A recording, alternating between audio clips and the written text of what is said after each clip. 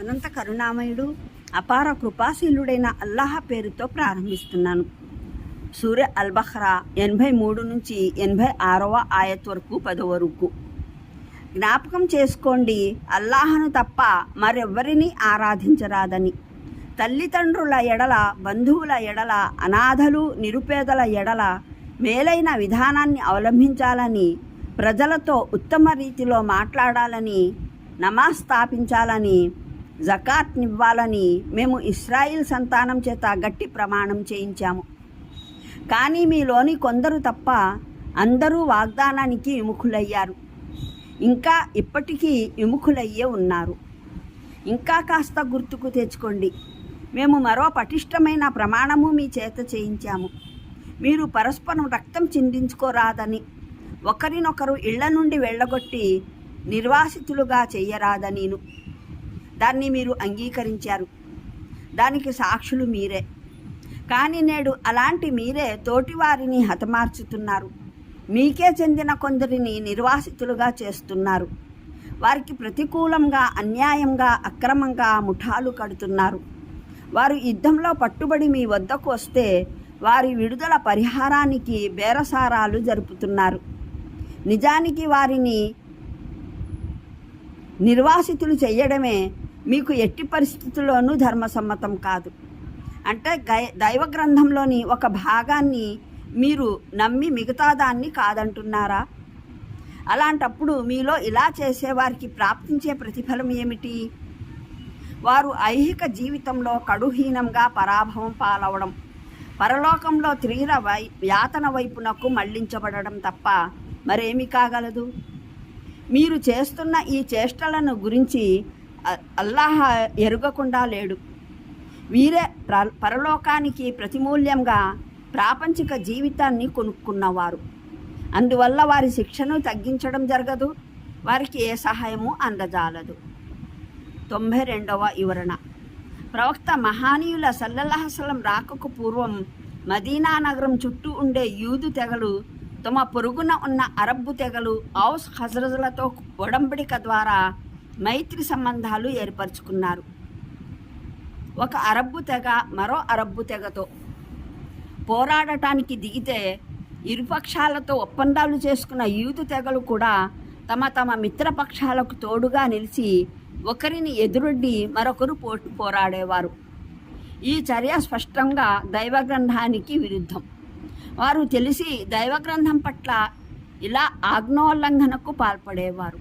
కానీ పోరాటం తర్వాత ఒక యూదు తెగకు చెందిన యుద్ధ ఖైదీలు మరో యూదు తెగ చేజిక్కినప్పుడు ఆధిక్యత గల తెగ పరిహారం తీసుకొని వారిని వదిలిపెట్టేది. లొంగిపోయిన తెగ పరిహారం ఇచ్చి విడిపించుకునేది. ఈ పరిహారం లావాదేవీలను ధర్మబద్ధం చేయడానికి దైవగ్రంథం ద్వారా ఆధారాలు ఎత్తి చూపేవారు. అంటే పరిహారం తీసుకుని వదిలివేయాలని దైవగ్రంథం ఇచ్చే అనుమతి అయితే వారికి శిరోధార్యమే. కానీ పరస్పరం పోరాడరాదని చేసే ఆదేశాన్ని మటుకు త్రోసిపుచ్చేవారన్నమాట. అనంత కరుణామయుడు అపార కృపాశీలుడైన అల్లాహ్ పేరుతో ప్రారంభిస్తున్నాను. సూర అల్-బఖరా 83 నుంచి 86వ ఆయత్ వరకు 10వ వరకు. జ్ఞాపకం చేసుకోండి, అల్లాహను తప్ప మరెవ్వరిని ఆరాధించరాదని.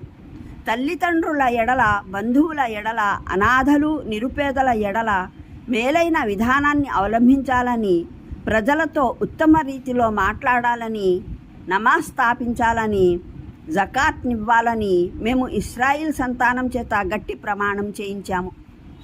కానీ మీలోని కొందరు తప్ప అందరూ వాగ్దానానికి విముఖులయ్యారు. ఇంకా ఇప్పటికీ విముఖులయ్యే ఉన్నారు. ఇంకా కాస్త గుర్తుకు తెచ్చుకోండి, మేము మరో పటిష్టమైన ప్రమాణము మీ చేత చేయించాము. మీరు పరస్పరం రక్తం చిందించుకోరాదని, ఒకరినొకరు ఇళ్ల నుండి వెళ్ళగొట్టి నిర్వాసితులుగా చెయ్యరాదనీను. దాన్ని మీరు అంగీకరించారు. దానికి సాక్షులు మీరే. కానీ నేడు అలాంటి మీరే తోటివారిని హతమార్చుతున్నారు. మీకే చెందిన కొందరిని నిర్వాసితులుగా చేస్తున్నారు. వారికి ప్రతికూలంగా, అన్యాయంగా, అక్రమంగా ముఠాలు కడుతున్నారు.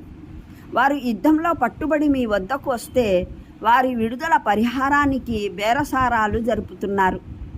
నిజానికి వారిని నిర్వాసితులు చేయడమే మీకు ఎట్టి పరిస్థితుల్లోనూ ధర్మసమ్మతం కాదు. అంటే దైవ గ్రంథంలోని ఒక భాగాన్ని మీరు నమ్మి మిగతా దాన్ని కాదంటున్నారా? అలాంటప్పుడు మీలో ఇలా చేసేవారికి ప్రాప్తించే ప్రతిఫలం ఏమిటి? వారు ఐహిక జీవితంలో కడుహీనంగా పరాభవం పాలవడం, పరలోకంలో తీవ్ర యాతన వైపునకు మళ్లించబడడం తప్ప మరేమి కాగలదు? మీరు చేస్తున్న ఈ చేష్టలను గురించి అల్లాహ్ ఎరుగకుండా లేడు. వీరే పరలోకానికి ప్రతిమూల్యంగా ప్రాపంచిక జీవితాన్ని కొనుక్కున్నవారు. అందువల్ల వారి శిక్షను తగ్గించడం జరగదు, వారికి ఏ సహాయము అందజాలదు. 92వ వివరణ. ప్రవక్త మహానీయుల సల్లల్లాహు అలైహి వసల్లం రాకకు పూర్వం మదీనా నగరం చుట్టూ ఉండే యూదు తెగలు తమ పొరుగున ఉన్న అరబ్బు తెగలు ఔస్ ఖజ్రజ్లతో ఒడంబడిక ద్వారా మైత్రి సంబంధాలు ఏర్పరచుకున్నారు. ఒక అరబ్బు తెగ మరో అరబ్బు తెగతో పోరాడటానికి దిగితే ఇరుపక్షాలతో ఒప్పందాలు చేసుకున్న యూదు తెగలు కూడా తమ మిత్రపక్షాలకు తోడుగా నిలిచి ఒకరిని ఎదురొడ్డి మరొకరు పోరాడేవారు. ఈ చర్య స్పష్టంగా దైవగ్రంథానికి విరుద్ధం.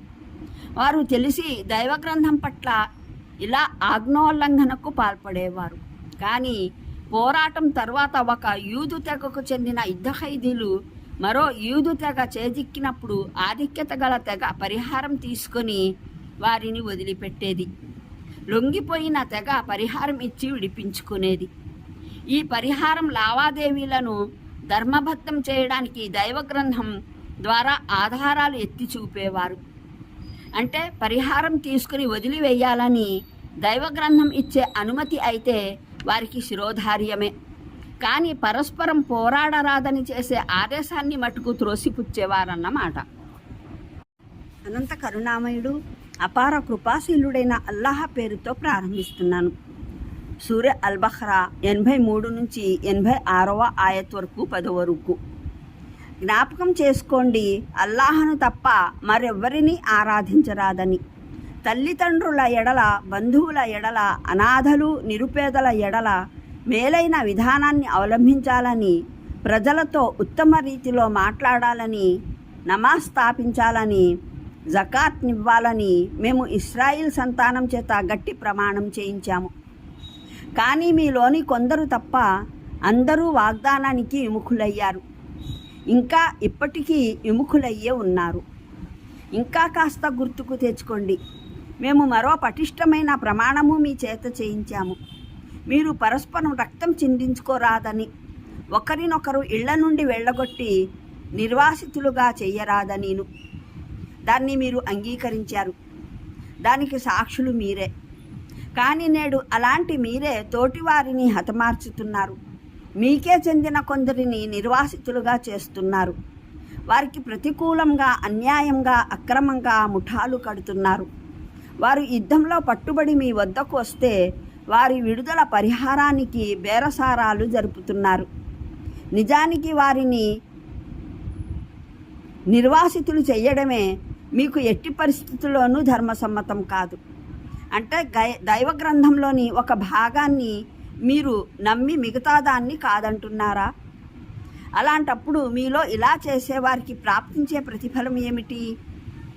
వారు ఐహిక జీవితంలో కడుహీనంగా పరాభవం పాలవడం, పరలోకంలో తీవ్ర యాతన వైపునకు మళ్లించబడడం తప్ప మరేమి కాగలదు? మీరు చేస్తున్న ఈ చేష్టలను గురించి అల్లాహ్ ఎరుగకుండా లేడు. వీరే పరలోకానికి ప్రతిమూల్యంగా ప్రాపంచిక జీవితాన్ని కొనుక్కున్నవారు. అందువల్ల వారి శిక్షను తగ్గించడం జరగదు, వారికి ఏ సహాయము అందజాలదు. 92వ వివరణ. ప్రవక్త మహానీయుల సల్లల్లాహు అలైహి వసల్లం రాకకు పూర్వం మదీనా నగరం చుట్టూ ఉండే యూదు తెగలు తమ పొరుగున ఉన్న అరబ్బు తెగలు ఔస్ ఖజ్రజ్లతో ఒడంబడిక ద్వారా మైత్రి సంబంధాలు ఏర్పరచుకున్నారు. ఒక అరబ్బు తెగ మరో అరబ్బు తెగతో పోరాడటానికి దిగితే ఇరుపక్షాలతో ఒప్పందాలు చేసుకున్న యూదు తెగలు కూడా తమ మిత్రపక్షాలకు తోడుగా నిలిచి ఒకరిని ఎదురొడ్డి మరొకరు పోరాడేవారు. ఈ చర్య స్పష్టంగా దైవగ్రంథానికి విరుద్ధం. వారు తెలిసి దైవగ్రంథం పట్ల ఇలా ఆజ్ఞోల్లంఘనకు పాల్పడేవారు. కానీ